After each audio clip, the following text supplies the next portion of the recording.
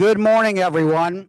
Welcome for our out-of-towners to the University of Mississippi. I'm Steve Herman. I'm the Executive Director of the Jordan Center for Journalism Advocacy and Innovation in the School of Journalism and New Media, which is located at Farley Hall nearby, where at 5:15 this afternoon, if we stay on time, we will all venture over to have very civilized cocktails on the front lawn. So stick around. There is a reward at the end of the day. You're on a campus that's approximately 4,000 acres. And as you've had a chance to walk around, I'm sure you've seen, if this is your first time here, it is a beautiful campus. A few hundred trees less than it was a few months ago because we had a terrible ice storm here. But I want you to know the University of Mississippi, Ole Miss, don't be fooled by the beauty. There's a lot of brains here too. This is an R1 doctoral university. There's cutting edge research going on here. Everything from aerospace law to medicinal plants. And in the past year or so, we're on the cutting edge also involving journalism. And that's why we're here today. We're also going to be making some announcements throughout the day. If you've got your laptop with you or your smartphone, I encourage you to check out our revamped umbrella website, newslab.org, which is covering the activities of the Jordan Center, the Mississippi Media Lab, some activities at the Media Center, and other things related to journalism that are happening inside the school. On that site, there is a little bit of homework for you, actually homework during the day. It is called the Oxford Declaration. A number of our participants have been working on this for a number of weeks. It is there on that site, newslab.org. Click on the Jordan Center and scroll down, and you will see the Oxford Declaration. Please read that during the day. We're not going to read it all out to you up here, but we're going to ask for your affirmation on that as one of our last orders of business at the end of the day. Also, we are releasing in 20 minutes a national poll the Jordan Center commissioned through Ipsos, a renowned national polling organization. This stemmed from a question that Dr. Jerry Jordan asked me at lunch sometime late last year. He wondered where the voters in the last presidential election were getting their news from these days. And I said to Jerry, you know, that's a good question, and I'm sure I can answer that. Going back to the office within a couple hours after lunch, I'll find the latest poll. Well, what I realized is there had not been a poll done on this question since 2020. And we all know that the media landscape has changed considerably in the past 5 years, you could argue even in the past couple of years. So at 9 a.m., that poll results will be going out to the news media, and you should be able to click on it at any moment and see the results of that poll, which are very interesting, would argue are also going to be a little bit controversial. We also have another announcement this morning. Again, when I took this job about 9 months ago, I vowed the last thing we were going to do was a podcast. The last thing needs is a podcast. I think there are literally about 2 million. I'm not exaggerating. There's like 2 million podcasts. But as a result of some discussions with some outside donors, they felt that there was a need to reach across the political spectrum and to talk about important issues in our society, especially constitutional issues, and especially at this time as America celebrates its 250th anniversary, the semi-sesquicentennial. Is that what it is, right? Nobody knows how to say that. So we are launching from June a radio program that we already have signed up to run on about 50 radio stations across the country, and it'll be a podcast too, online, streaming, and all that, called America at 250, Due Diligence.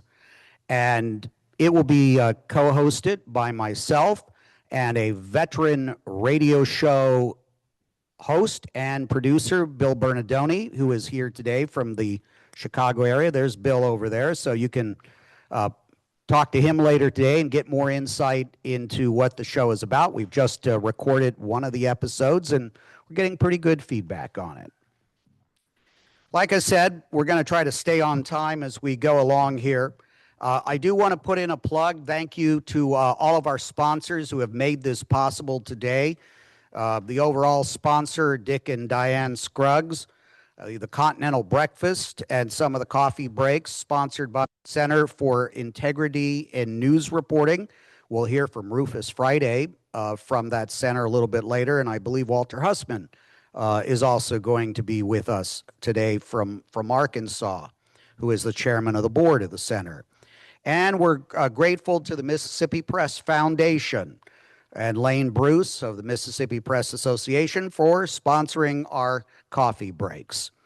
And last but not least, our cocktails will be brought to us by Tannehill Carmine LLC. So thanks to them, and we'll raise a glass to them at about 5:15 this afternoon.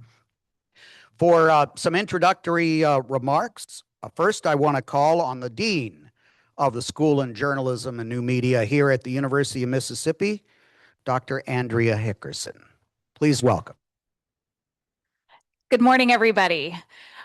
It's nice to have you here. It's a beautiful day, and we have a really exciting day ahead of you here as well. So I'm Andrea Hickerson. I'm the Dean of the School of Journalism and New Media, and I'm tremendously proud of what we have going on this campus. And it is so validating and gratifying to have you all here join us today. If you're not familiar with the school and what's going on, is that we represent almost 10% of the student body at the University of Mississippi.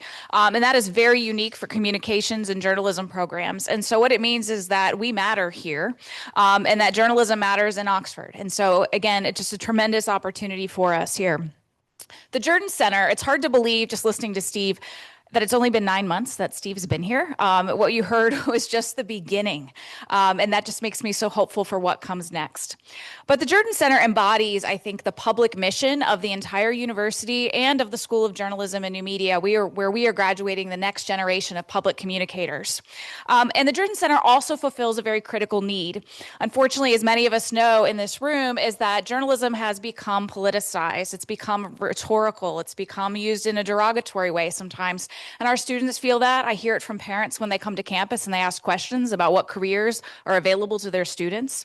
But the Jordan Center really has a very central, specific mission related to education.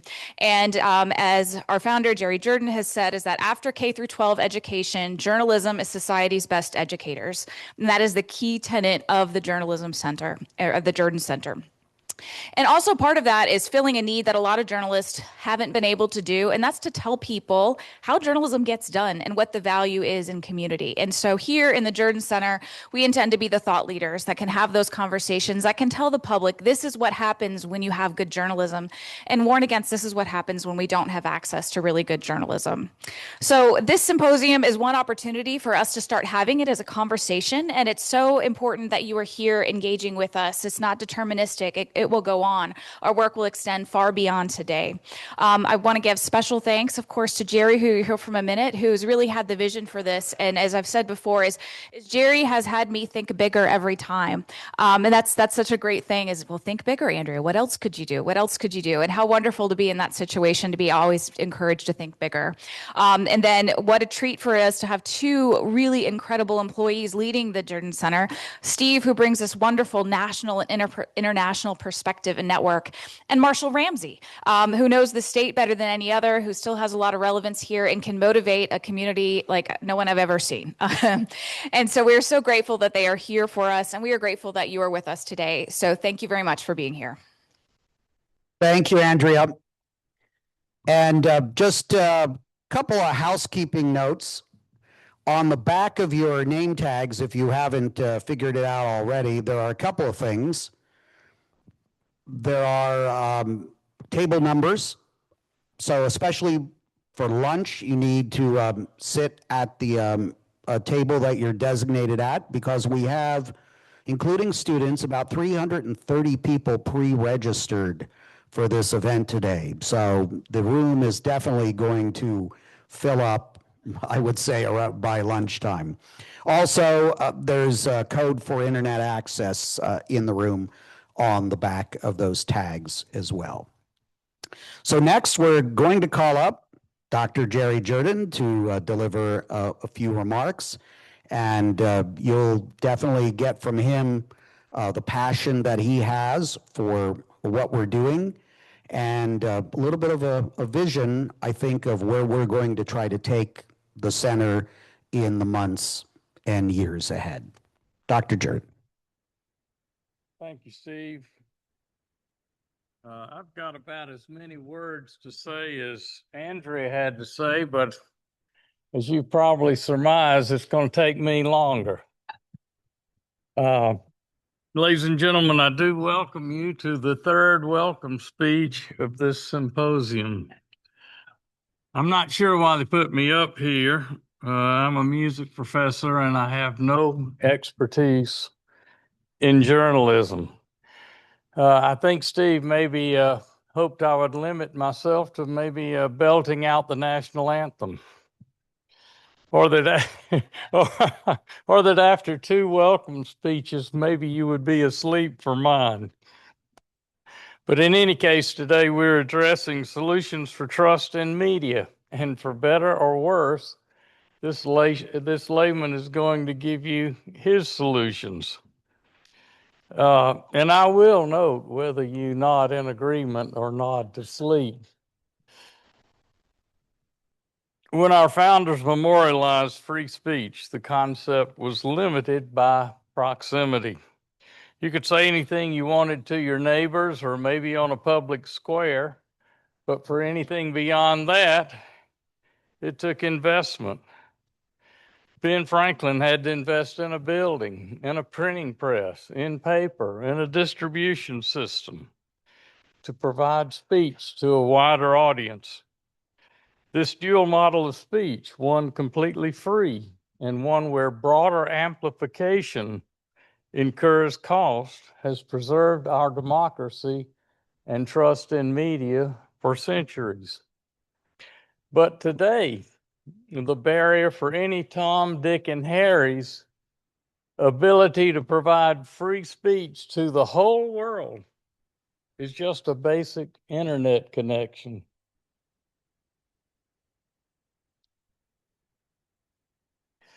Our proven model, this dual model, is broken because the rules of the game now favor those who have no skin in the game.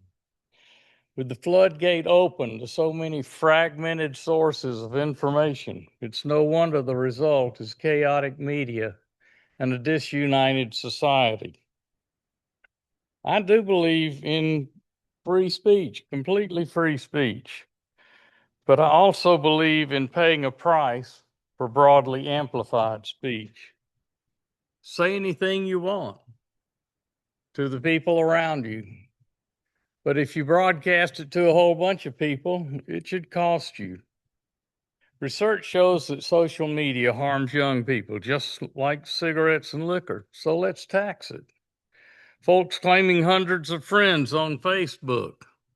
Well, I don't believe it to begin with, but make them pay 10 cents a friend a month. If a friend isn't worth 10 cents, he ain't your friend.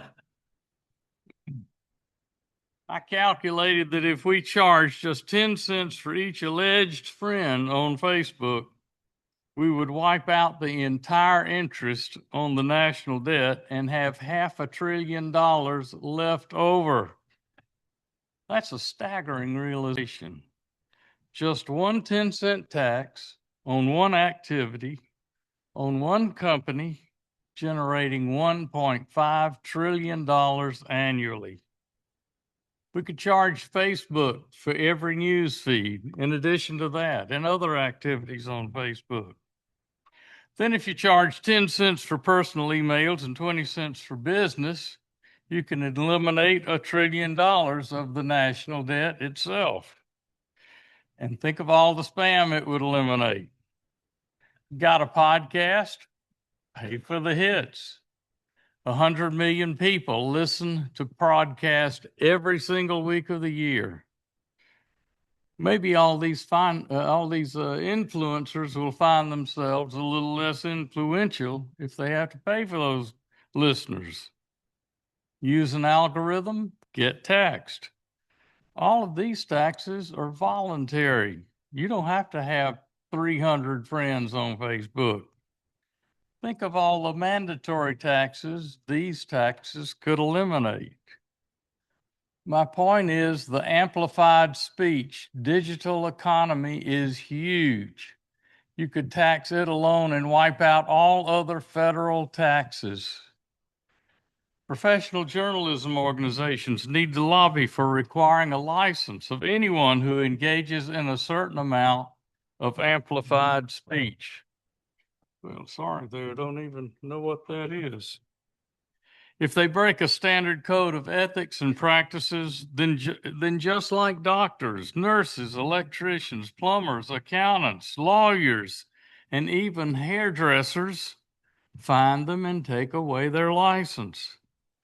Our loyalty to an anything goes perversion of free speech is destroying trust in media.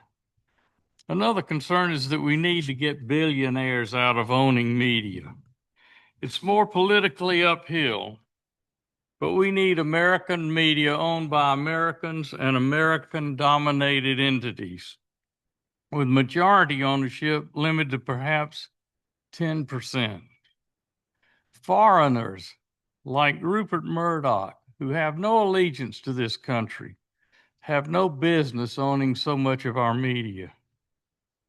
Long term, only an educated electorate will preserve our democracy. The Jordan Center was founded on the premise that journalists are our lifelong educators and therefore our most important educators. With civic education on a steady decline since at least the 1960s, a politically illiterate electorate is eroding our democracy. Journalists must fill in the gap. When journalists educate, they gain trust. When they provide significant factual context and broader consequences, they gain trust. When they expose every lie as a lie, they gain trust. If instead of maintaining the short-sightedness of the news cycle, they keep before the public eye continuing concerns, they gain trust. I hope, for instance, that we still have an emoluments clause because I'm not hearing anything about it in the news. Journalists are our last firewall. They must become more involved in the entire educational enterprise.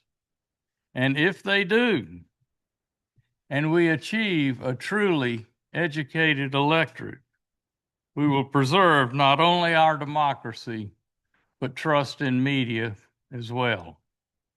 So welcome, folks. Let the show begin. Thanks for being here. Thank you very much, Dr. Jordan. You've given us a few things to talk about there.